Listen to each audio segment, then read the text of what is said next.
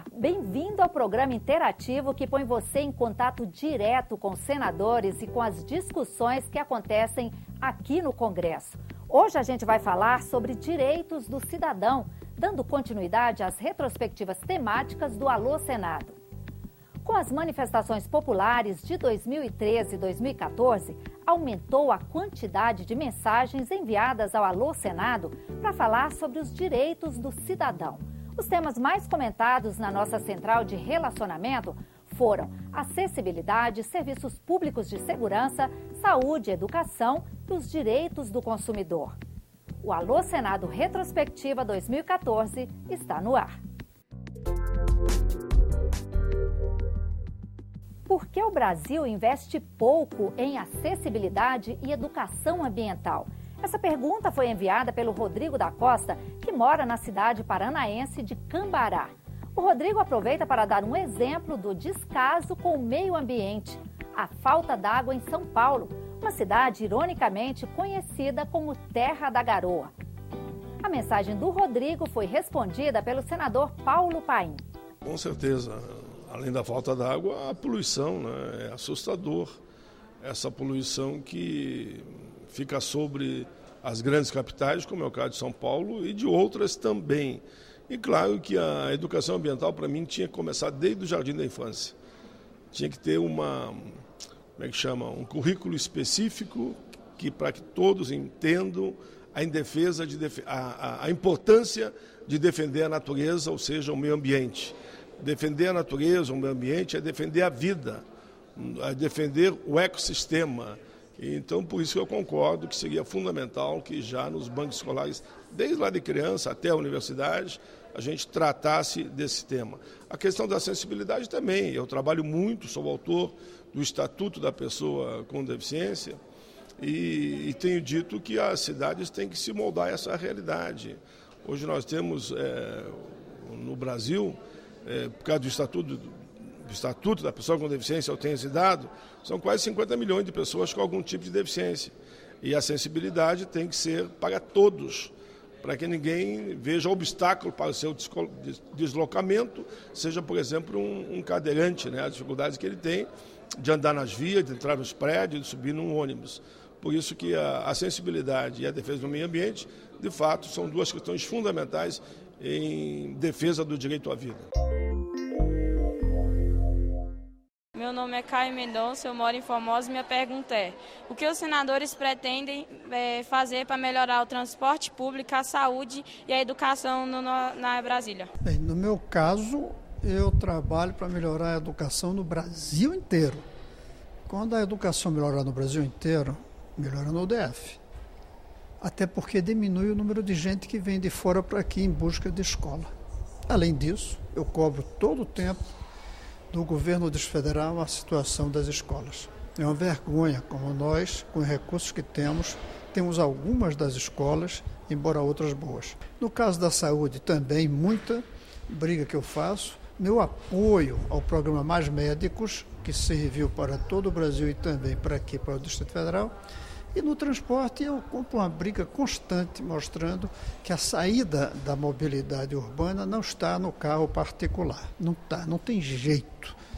Hoje se gasta mais tempo para ir de um lugar para outro do que 30 anos atrás. Porque nós não fizemos o dever de casa no transporte público. E o Distrito Federal não está fazendo.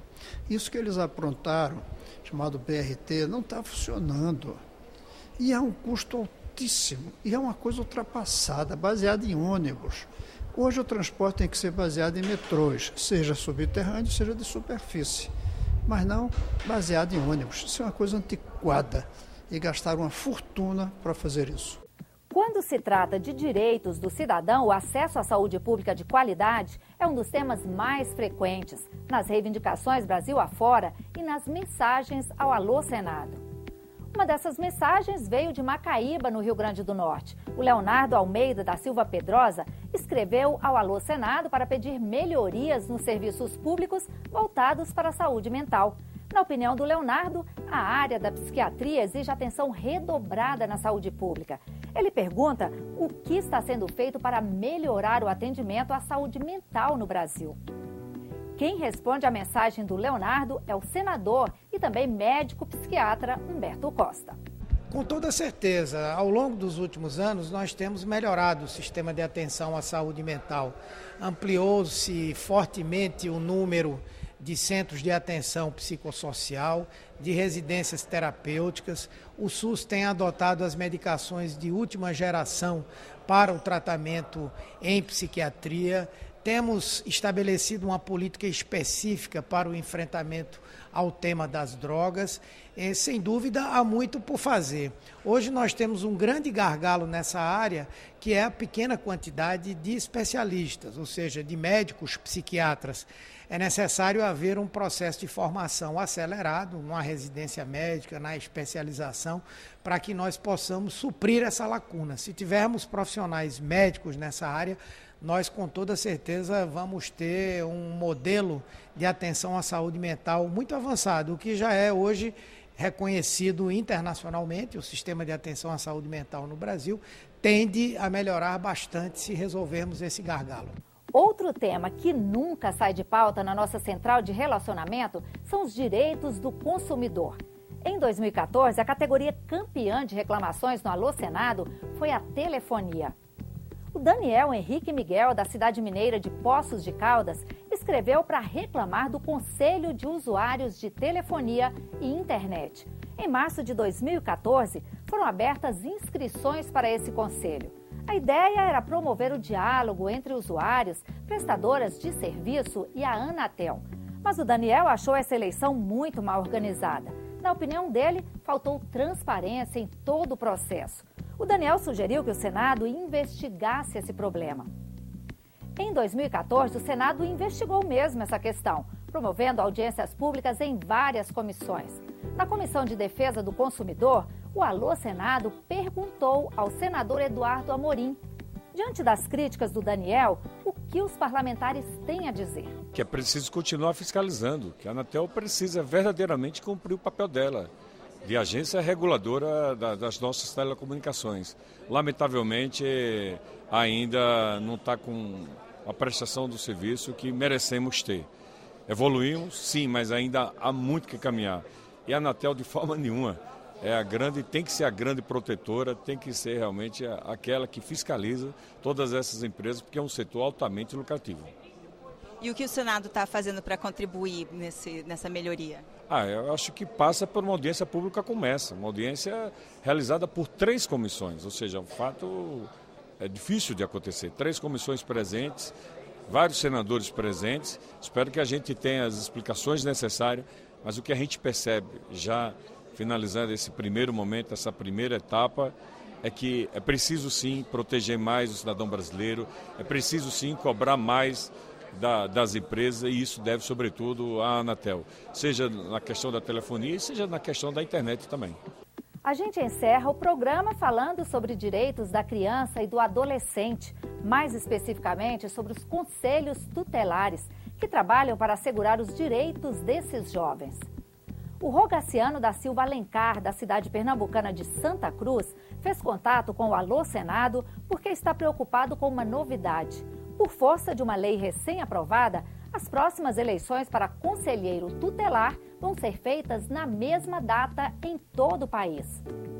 Na opinião do Rogaciano, dessa forma vai ser impossível fiscalizar as eleições, porque o Ministério Público não tem como estar em todas as cidades ao mesmo tempo. Ele pergunta aos senadores quem vai fiscalizar essas eleições.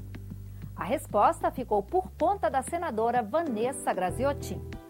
Rogaciano, bom, primeiro eu quero dizer que essa tua preocupação é pertinente, que ela objetiva o aperfeiçoamento do processo democrático. O fato de a gente ter no Brasil, no nosso arcabouço legal, a previsão de eleição direta para conselheiros tutelares, eu creio que isso foi uma grande vitória e uma grande conquista da população brasileira, que terá seus representantes cuidando da infância e da juventude, que é o maior patrimônio que nós dispomos aqui no nosso país.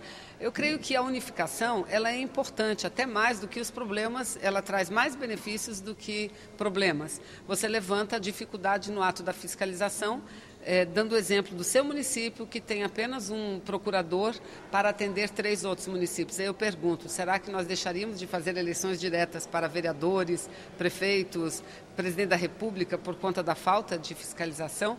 De jeito nenhum. Então, o que nós precisamos fazer, inclusive nas eleições para conselheiros tutelares, é garantindo que haja, por parte do Poder Judiciário, por parte do Ministério Público, a fiscalização que o processo requer. E a fiscalização maior se dá através da população, porque os conselhos tutelares, apesar de haver unificação das eleições, mas cada qual é eleito para o seu distrito, é eleito para o seu local. Então, mais do que nunca, a população daquele distrito, daquele local, ela deva estar totalmente mobilizada no sentido de ajudar na fiscalização das eleições. E a nossa retrospectiva de hoje vai ficando por aqui. A gente se vê no próximo Alô Senado. Até lá!